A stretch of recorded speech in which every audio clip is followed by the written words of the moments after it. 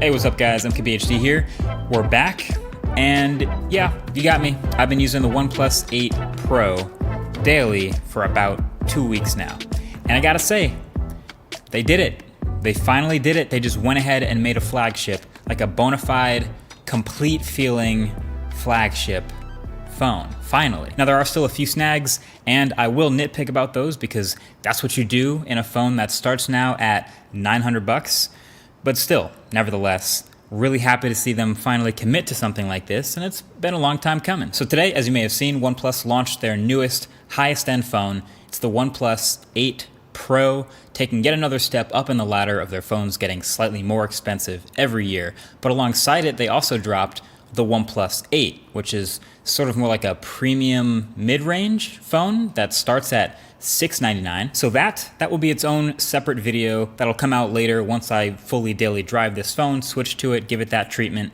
That's gonna be a tough video to make without all kinds of reflections, but definitely subscribe to see that video first when it comes out. Hit the red button below if you haven't already. That's coming up. But until then, we're talking about this guy, the 8 Pro, the flagship. So the bleeding edge high-end specs shouldn't be a surprise when we see a new OnePlus phone. I mean, beside the fact that they slowly tease out all the specs the weeks leading up to the phone's launch, it's kind of what they're known for, you know, placing what feels like the highest end, best available specs for the highest end performance all in one phone. And we still have a very familiar OnePlus design and experience here too. They still have their logo on the back, and still things like the alert slider that I'm surprised more phones haven't copied yet. Still Oxygen OS, one of my favorite clean Android skins with all of its features. But wait, stop, pause. What have the nitpicks always been with OnePlus phones? One is that their cameras are always just not quite measuring up to the flagships. And two, that they always tend to leave out these sort of fringe features that don't feel essential but still feel like you should have them if you're going to claim that you're a flagship. Things like wireless charging and IP68 certification. Well, guess what they finally went and added this year? An improved camera, wireless charging, and an official IP68 water and dust resistance rating. Finally. But you know what? Let me start from the top with the new design for the OnePlus 8 Pro. You can see it here. I really like a lot of it. The new matte finish and this blue color are pretty sick. I don't have a lot of matte blue phones, but this one is nice. It's punchy and clean, so it's easily my favorite blue phone. And this finish is nice. It doesn't really show too many fingerprints. Of course, you can also grab this ultra matte teardown skin from our channel sponsor dbrand, which also feels great. And you can see the wireless charging coil in the back. Plus, it's also got a few Easter eggs hidden in the design, which are pretty dope. But anyway, yeah, the shape of the phone is boxy, which I've always really liked. Plus there's this new little design accent ridge into the top of the phone. So generally I think it's one of the absolute better looking phones out there. But I still get to nitpick because, like I said, a $900 phone, that's what's gonna happen. And this camera bump, while it's not as ugly as some of the others out there, it still is pretty big. Like, it's annoyingly rocks on a table big for sticking out of the phone that much, so I gotta point that out. But again, you can put a case on it and get rid of that. Then you get around to the front, and you're looking at the new display, which is an upgrade to pretty much all of the ways that count, but also technically a slight downgrade too. So this is a 6.78 inch, 1440p, 120 hertz AMOLED display, and it's really, really good. OnePlus and DisplayMate say it's their most color accurate display ever, you know, the best A+ they've ever given, etc., etc. They're kind of starting to sound a lot like DxOMark at this point. Look, I believe you. The color's great, the calibration's great, but what I notice more often is, number one, it's definitely a lot brighter than last year, which is sweet. And then of course, the flagship feature for 2020 for all these new flagships, which is the smooth 120 hertz refresh rate plus 240 hertz touch sampling rate. And it is awesome. I've been looking forward to this.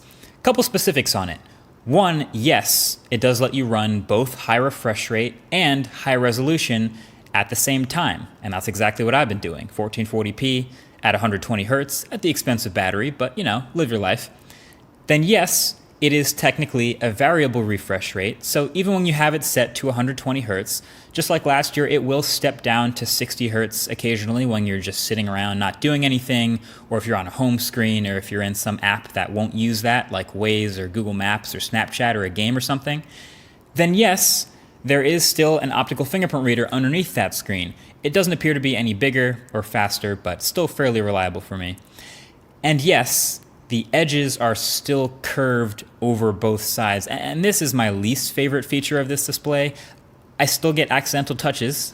Like, really, I realize the idea is it looks cool and it's edgeless and futuristic, but I think it's time to slow that down. And I think Samsung's perfected that balance this year between curving the glass a little bit and still having a flat working surface with no accidental touches. So, just saying. And also by now, from all these beauty angles of the screen, certainly you've noticed that hole punch camera in the top left corner for the selfie shooter for the OnePlus 8 Pro. Hot take, the pop-up camera was better than the hole punch, and this is a downgrade. Like, I get that the pop-up camera was a moving part. I was the first to point that out. A moving part in a phone is always a part to pay attention to, but we haven't had any durability problems with them for the past 2 years we've seen them in phones.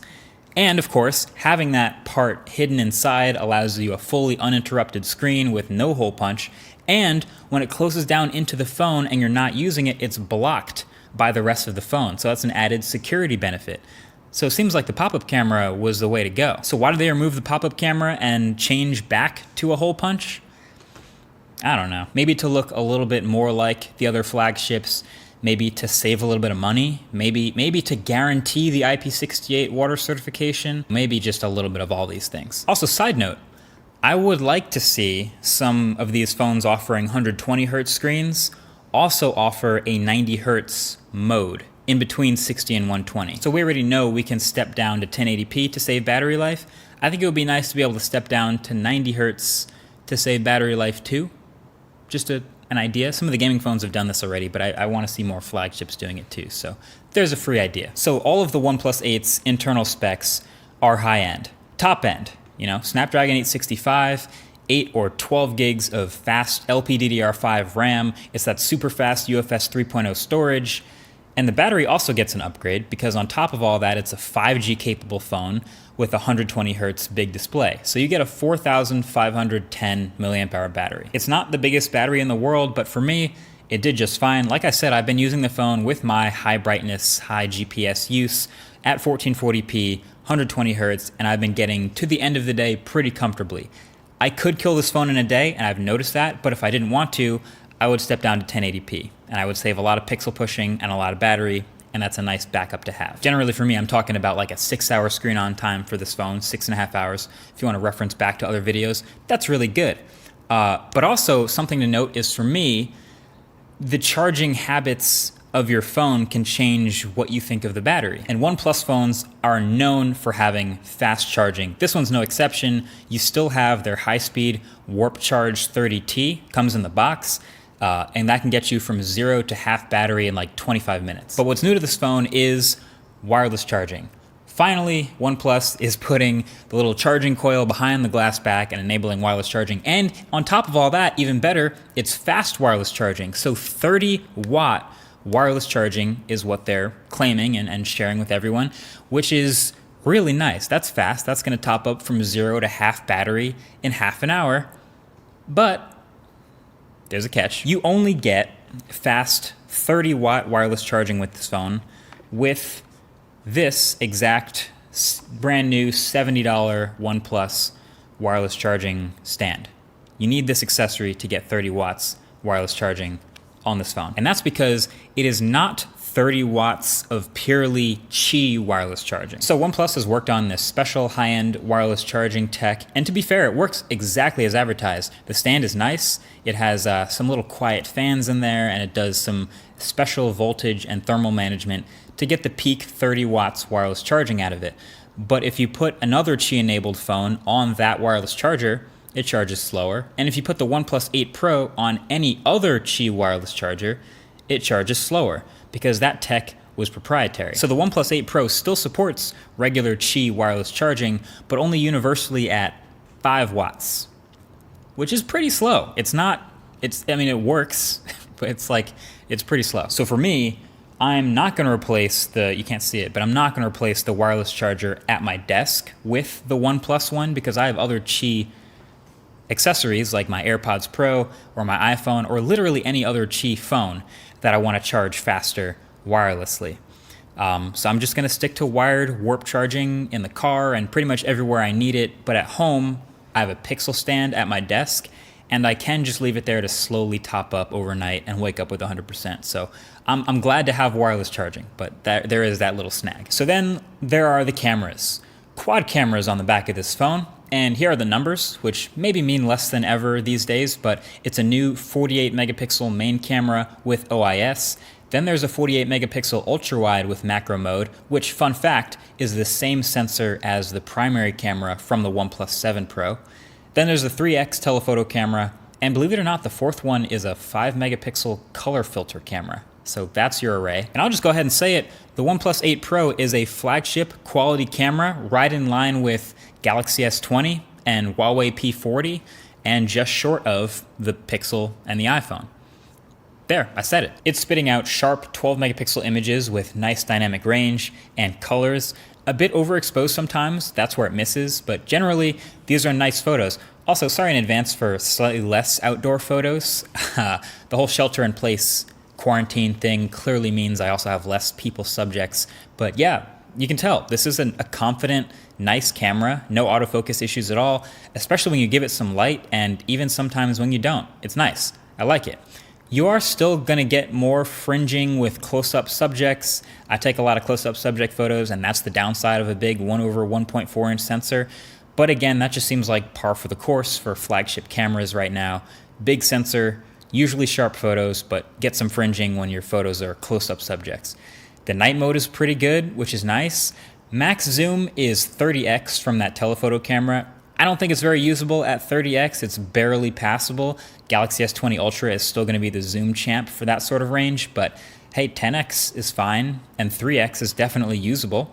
And I have pretty much no use for that color filter camera. The selfie camera, you guys have asked for it. I usually don't get too into the selfie camera in smartphones, but I'll do it. I'll start taking selfies now. It's part of the job. And I gotta say, this one still seems to struggle with proper exposure, and maybe that's gonna happen more for people with darker skin like myself, but other than that, it's still looking pretty good with detail. And video from this camera is also good, especially with color and stabilization at 4K. And you can see no 8K video here, but you know, you're not touching the iPhone when it comes to the absolute best video quality in a phone right now, but this is still good flagship quality. Color me impressed. I think some people took me saying that the camera was the worst part of the phone last year as like some sort of horrific flaw in it, when really it was like the rest of the phone was so incredibly good that the okay camera was the downside. But again, now we're looking at a flagship quality camera, and they've also been notoriously pretty good with updating them over time and getting better with camera quality. That's been nice. Plus there'll probably be a Gcam mod in the next couple weeks, hopefully, if you want those sweet pixel contrasty photos. So yeah, thumbs up on the camera. And then OnePlus phones have long been some of my favorites, specifically because of the software and optimized experience. This is Oxygen OS on top of Android 10, and that's no exception here for this phone. There's tons of little tweaks and optimizations and improvements and little tightened up animations all over the place, but it never feels overloaded like some other overlays. They actually removed the Oxygen OS shelf to the left of the home screen, and it's just Google's Discover page now, like a pixel. And there's really high quality haptics in this phone. Again, I love that. And then in software, there's just a couple new software features here and there that are nicely executed. There's a new dark mode 2.0 theme, some new dynamic wallpapers tucked in there, and just a lot of aesthetic tweaks generally, but they do a good job of not feeling overly cartoony. And then there's a new motion graphics smoothing toggle that works with certain apps. You can see the whole compatibility list here for my phone. And it worked pretty well when I tried it for like 2 minutes, but I feel like I'm against motion smoothing like on principle at my core, so I turned that off pretty quick. But you might remember that what's on my phone video with the Galaxy S20, where I go through all the things that I do, the little subtle software tweaks to really make it my daily driver and make it behave the way I want. That list of things is so much shorter on a phone like the OnePlus 8 Pro or a Pixel. This is going to be my new daily driver. So long story short, they finally made a flagship.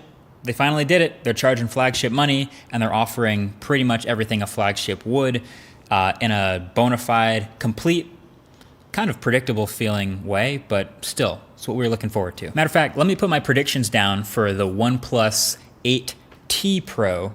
That'll probably come out in like 6 to 8 months. You're probably looking at Snapdragon 865 Plus, maybe a little extra RAM, probably faster charging, faster Qi wireless charging. I also think maybe they could use a little bit of a darker coating on the selfie camera up in the corner, and maybe a special McLaren edition phone, and that's it. But in the meantime, this becomes one of the easiest phones to recommend, period. Even though it's the most expensive OnePlus phone ever, which is a nice headline to write, it still undercuts a lot of the other flagships that it's now at feature parity with. And I think this is definitely the one you should pick of those. Either way, that's been it. Thanks for watching. Catch you guys in the next one.